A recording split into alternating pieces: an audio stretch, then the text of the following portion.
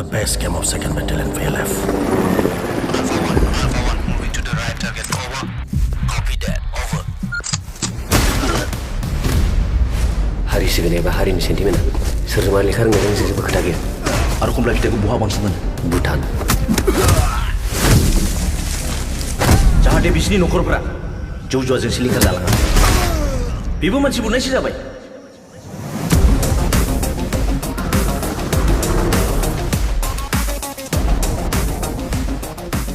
बुजिनो मोनदों खोथाखौ आरो बुजिनो मोनाखैब्ला हिन्जावनि मेख्ला सुनानै न' सिङाव हाबसोना थादों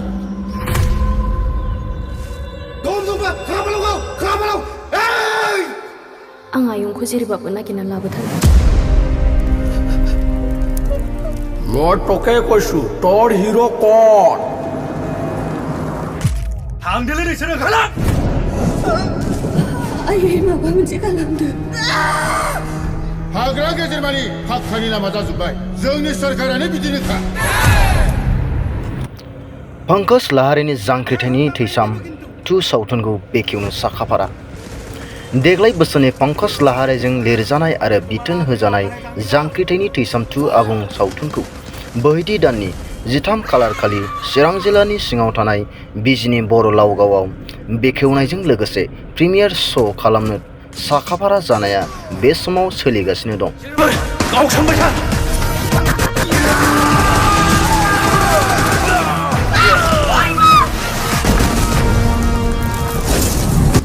नैजौ रांनि टिकेटजों दिन्थिफुंनो नाजानाय बे प्रिमियार श'आवनो सावथुनाव थानाय गोबां महरगिरिफोरजों लोगोसे सावथुनाव बाहागो गैयै गागि महरगिरिफोराबो बाहागो लाफैगोन होनना बुंथियो बिथोनगिरि पंकज लाहारीया কি হৈছে কিহৰ ইমান চিঞৰ বাখৰ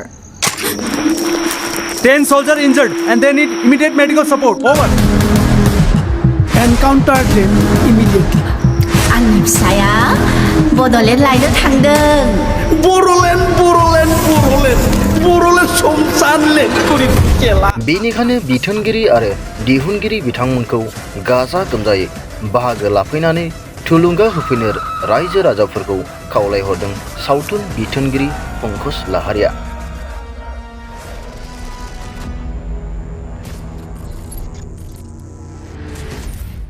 नै जोंनि सेप्तेम्बर मासनि 13 सेप्तेम्बर सानखालि जोंनि बर' हारिजों सोमोन्दो लानानै जाथिनि गोथां जारिमिन लानानै जा मोनसे सावथुन जांख्रिथायनि थैसाम 2 जोङो शुटिं खालामदोंमोन आरडि मसन पिक्चारनि आन्दाराव बे सावथुना 13 अक्ट' खालि फैगौ सेप्तेम्बरनि रिलिज होनो थांगासिनो बेनिनो लाहार फाहार दा सोलिगासिनो दं जों टिकेटनि बेलायाव माबायदि सानदों आरो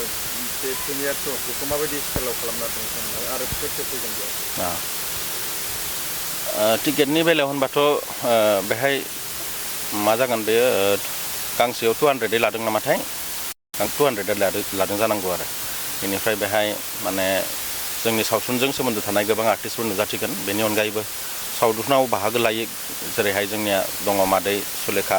बसुमतारी सासे रिनन सिंगार बिथांखौ जों चिफ गेस्ट महरै बेहाय लिरदों बेनि अनगायैबो हेलिना दैमारि फैगोन रियाबो फैगोन बिदिहाय बर'नि गोबां माने मुंदांखा जानाय आर्टिस्टफोरखौ जोंनि नैबे प्रिमियार श' नुनो मोनो मोनसे सावथुन बानायखांनायनि उनाव सावथुना देरहासार जानांगौ सोरनिबा न'खरजों सोमोन्दो थानाय सोरबा जोहोलावनि जारिमिनजों सोमोन्दो थानाय मोनसे गोथां जारिमिन देरहासार जालांनाय नङा माब्लाबाबो जाथ'नाय बेखायनो बे सावथुना जे जाफुंसार जानाय नङा मोनसे गेदेर सिमां लानानै गेदेर मोनसे बाजेट जाथायफोरखौ बयबो मिथिनो लुबैयो नालाय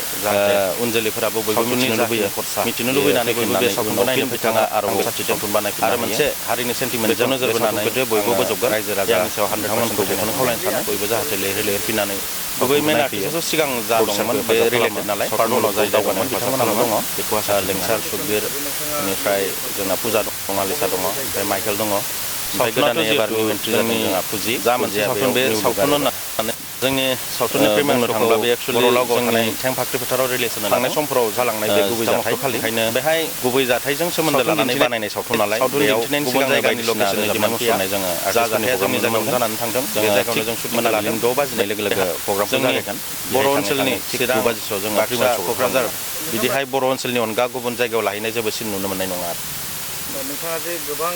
जोङो नुनो मोन्दों गोबां सावथुनफोर दिहुनबाय डाइरेक्सन खालामबाय देग्लायनि सावथुना माबायदि नोंनि आन्दाजा नोंथांनि बे सावथुना मोजां जागोनखौ आङो गावनि सायाव 100% फोथायनाय दङ मानोना बेहाय देरहायैनि खोथायानो फैनाय नङा जिहेतु बे सावथुना सोरनिबा न'खरजों सोमोन्दो थानाय सोरबा जोहोलावनि जिउ जारिमिनजों सोमोन्दो थानाय मोनसे गोथां जारिमिन जालांनाय जारिमिन बेखायनो बे सावथुना जे जाफुंसार जानाय नङा आं बेखौ सानाखै बयबो जाहाथे जालांनाय जाथायफोरखौ बयबो मिथिनो लुबैयो उन जोलैफोराबो बयबो मिथिनो लुबैनानै बयबो बे सावथुनखौ नायनो फैखागोन आं बे साथिदों आरो मोनसे हारिनि सेन्टिमेन्टजों बे सावथुनखौ जे बयबो बोजबगोन बे आंनि सायाव 100% फोथायनाय दङ गुबै मेन आर्टिस्टआथ' सिगां जा दंमोन बे रिलेटेड नालाय पार्ट 1आव जाय दंमोन बिथांमोनानो दङ लिंसार सुकबिर बेनिफ्राय जोंना फुजा दङ आलिसा दङ ओमफ्राय माइकेल दङ ओमफ्राय गोदानै एबार निउ एन्ट्रि जादों जोंहा फुजिया बेयाव निउ लुक आरो एबार जोंनि सावथुननि प्रिमियार श'खौ बर' लावगाव थानाय थें फाख्रि फोथाराव रिलिज होनो लादों 13 अक्ट' खालि बेहाय सावथुन दिन्थिनायनि सिगांनो बायदिसिना रोजाबनाय मुसुरनाय जोङो आर्टिस्टफोरनि प्रग्राम नुनो मोनगोन जोङो थिग मोनाबिलिनि 6 बाजिनाय लोगो लोगो प्रग्रामखौ जागायगोन बेहाय थाङै थिग 9 बाजिसोआव जोङो प्रिमियार श'खौ खालामगोन आरो